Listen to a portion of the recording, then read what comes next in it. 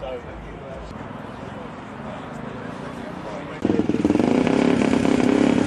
name's John Goode, pushing 60 years old, so it's about time I did something. It all started a few years ago when my lovely wife Michelle, on the picture there, wife of 20 years, was disabled and housebound, so I looked after her in all that time, and we used to love the biking scene.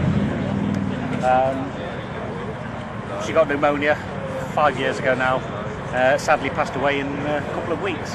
But one of the last wishes, she said, "Oh, you can go around the world now, can't you?" And I thought, well, I wasn't really thinking about that at the time. But she made me promise. She says, "Promise me you'll try it."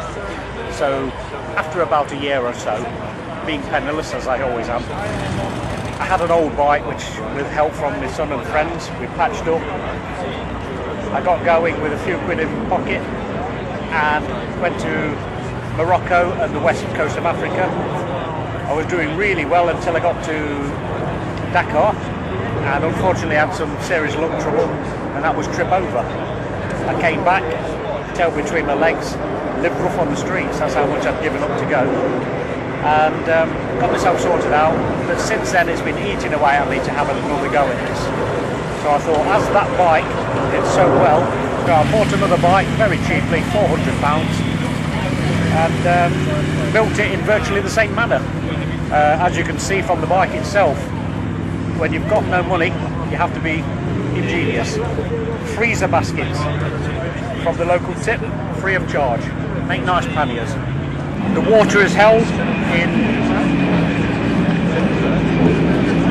underground sewage pipe, unused. This is fresh pipe, I promise. Perfect fit for a bottle, front and rear. Convert this side into a dining table to keep it out of the muck and dirt. And then on this side, as I'm going to be rough camping, rough sleeping everywhere, I thought, I've got to keep clean. So I built myself a shower, hot or cold. If you want a hot shower, just boil a kettle, you'll fill that. And then just press the button to the cigarette lighter, and you have a shower. Some of you may recognise this from the hospital. It's one of those, I think it's called a cannula, that you have when you have a drip going into your arm, which is operated via the wheel on there to release and compress the pipe, to release the flow of oil from the reservoir all the way down to the bike, to the rear chain. Like a Scott oiler, but much, much cheaper. With not having much of a budget, I've had to scrounge, beg a few bits. Panniers are made from freezer baskets, free from the local tip. Excellent panniers. The side pouches, 10 pence each from the local car boot. Children's sandwich bags. Go on to here, caravan towing mirrors, £2 from a car boot sale. A sports bike screen turned upside down, scrounged from a mate off his shelf. Other riders have been very generous. Somebody donated his old GPS. Another rider donated an air seat, which I think is the best accessory I have. I wouldn't be without that. At the front here, I needed a headlamp guard. 99 pence cutlery tray.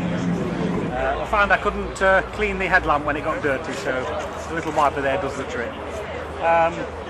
Basically, it's just making use of what's lying around, scrounging bits, begging things off friends, and eBay. Car boot sales are a boon. The whole bike with every bit of equipment that you see, including my shower. Yeah, I think everything, including my riding gear, has all been got together for about £1,000. The whole lot. That's including the cost of buying the bike. It's going to be a round the world trip, the full Monty, starting through France, Italy, North Africa via Egypt and the Nile, following the East Coast route all the way down. Somehow blagging a ride or working a ship across to South America, across to the West Coast, up to the Central America, through Mexico, spent many months in the States seeing all those sites that I always wanted to see, finishing on the West Coast, and again somehow getting across to Australia, around Australia for a few months, Southeast Asia, and then back through Burma maybe, India, and the Middle East, with a bit of luck, see if I'll survive. When Michelle asked me if I could try it, she did say, and take me with you. So what I have done is I've made myself a locket out of the wedding ring with her ashes inside, and I take her with me everywhere I go. So hopefully I shall show her the world, and she'll be with me in spirit as my guardian angel.